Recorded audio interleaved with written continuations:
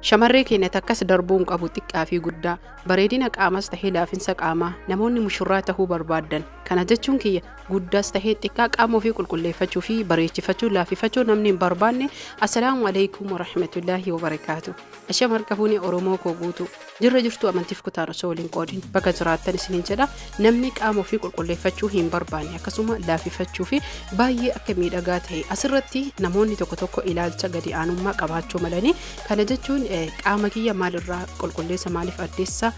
ani waan akkanaa hin jaaladhu uf qaqqabuma kana jibbaa wanti akkana hawaasa keenya keessatti ni jira haa ta'u malee garuu akkasii miti shamarreen takka uumamaan qaamni isii lallaafaa fi baay'ee bareedadha garuu akkuma killee shamarran yookiin dubartiin akka burcuqqoo fi killee qabiinsa kan barbaaddu fi yookiin kunuunsa qaama isii dibatas tahee nyaata kana jechuun nyaata yoo jedhu namoonni hedduun foonii akkasuma dhadhaan wantoonni adda addaa dirqama itti fakkaata akkasii miti nyaata yoo jedhu sagantaa nyaatas tahee akkasuma immoo nyaatolee dhugiitii karaa dhugiitiitiin nu fayyadu jira karaa nyaatatiin akkasuma immoo karaalee naannaha karaa farmaasii adda addaa yookiin mana qorsaa irraa argannutu jira mana qorsa aadaa tahuu danda'a akkasuma immoo ka saayinsistoonni qorannoodhaan yookiin immoo saadaliyaa yookiin farmaasii jedhamutti qophaa'us ni jira.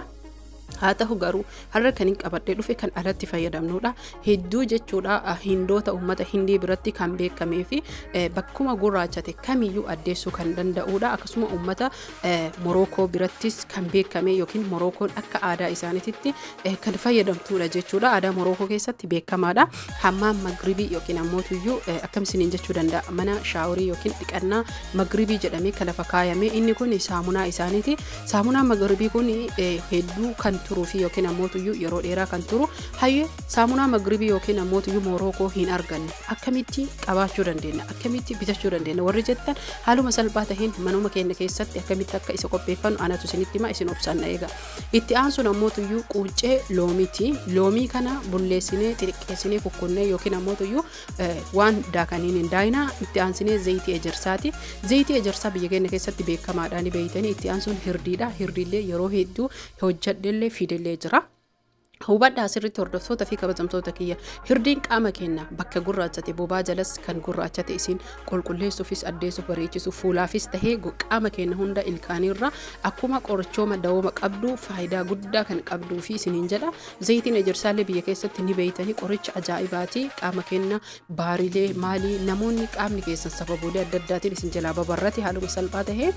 saamunaa magribii qophaayatu jira yookiin morookoo jechuudha namoonni biyyoota gurguddatan jirtan ni argattanii akkanuma jira isuma kana namni biyya jirtan ammoo haaluma salphaa taheen saamunaa morookoo isin barbaachisu wanni isin barbaachisu isin dura akkamitti saamunaa akka hojjetannu himee jira irra isinii deebi'a haa ta'u saamunaa yookiin ammoo tuyyuu saamunaa qopheeffannu kana haaluma salphaa taheen qopheessine hirdii keenya maankaa tokko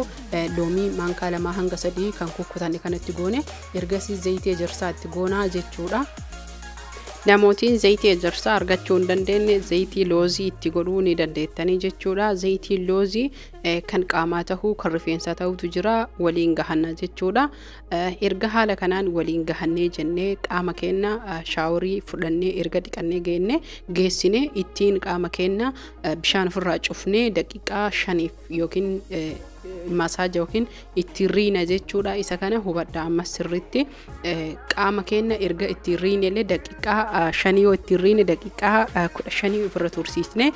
daqiiqaa turtii daqiiqaa 20 inni nurra ture yookiin jidduu 30titti ofirra dhiinaa jechuudha bishaan qofaani inni kun ammas hubattanii wanni isin beekuu qabdanii akkaataan yeroo san ittiin dhiqattan kan harka godhatan yookiin ammoo tuyyuu kan qaama keenya rigee xurii nurraa baasu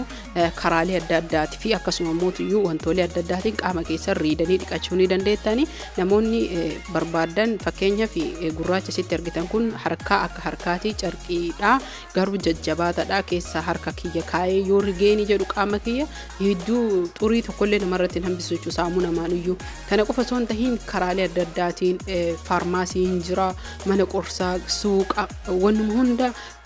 ni jira bakka hundaayyuu jechuudha isa kana bittanii haala kanaan mushurraanis akkasuma mootuyyuu gaafiin kun eeyyan dhugaadha nama tokkotuyyuu biyya galuu barbaada gaa'ila kiyyaa fi akkuma galeen ji'atti sargiin kiyya ka qabame jettee ijoollee nagaafatte kan karaa deemaa jirtuudha namoota biyya galuu barbaadanis rabbiin yaada muraada isaanii wal guutee fi nagaan biyya isaaniitti taagalchu akkasuma mootuyyuun hunda kenna yaada muraada waan biyya baaniif guutee nagaa nagahaan biyya keenyatti nu haa galchu isiniin jedha. Hordoftoota fi kabajamtoota kiyya hangana erga jedhee namoonni kumuyyuu shamara wanni tahe dubartiin yeroo ulfaa keessattuu jechuu qaamni isii kun nu gurraachata mormii fuulli akkasuma immoo qaamni isii guutuun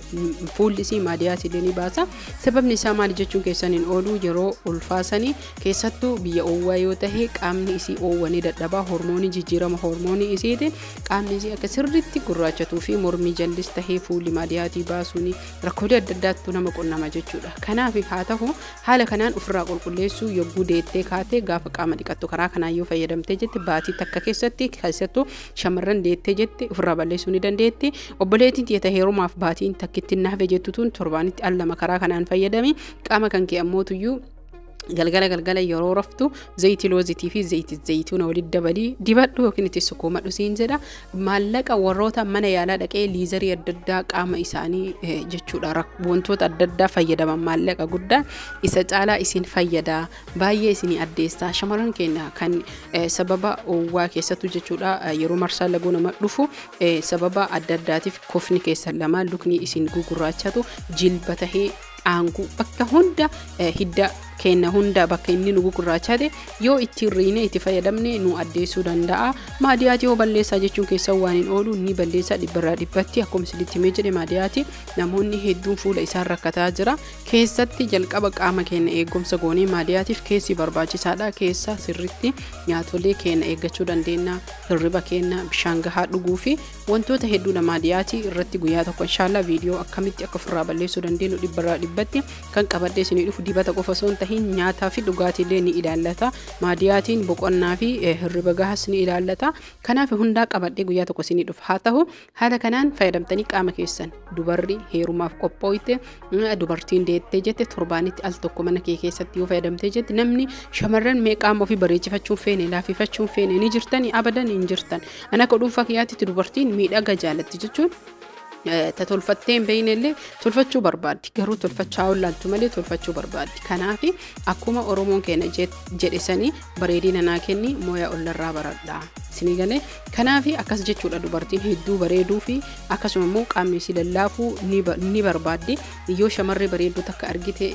osoo anis akkana bareedee hawwii bareedina malee waan biraati miti kaayyoon isaanii tolfannaa waan gaarii qabaachuu dhugaa rabbii isinitti himaa jira kun fedhii kenna hunda waan ta'eef haala kanaan fayyadama. Warroonni gaafii adda addaa na gaafatan ammoo keessattuu shamarran keenya qaama saalakii keessa ganna waraanaa qaamni saalakii na hooksisa qoricha hedduu hojjadhee gorsallee mana yaalaa dhaqnee akkamitti akka ogeessa fayyaatitti himannee ilaallamuu qabnu immootu yoo maal nu tahe mana keenya keessa fayyadamuu qabna yoo maal taane mana yaalaa dhaquu qabna kan jedhu viidiyoo hedduu hojjadhee jira. Shamarran keenya kan waan kanaan saaxilamtan mana yaalaa dhaqaa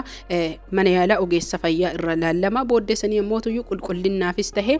baakteeriyaan adda addaa akka isinitti hin dhufne karaalee ani qorsa aadaa kana fayyadamaa isiniin jedha. Horaa bulaa viidiyoo biraa qabadhee hanga isinii dhufutti nagaatti turtii gaarii.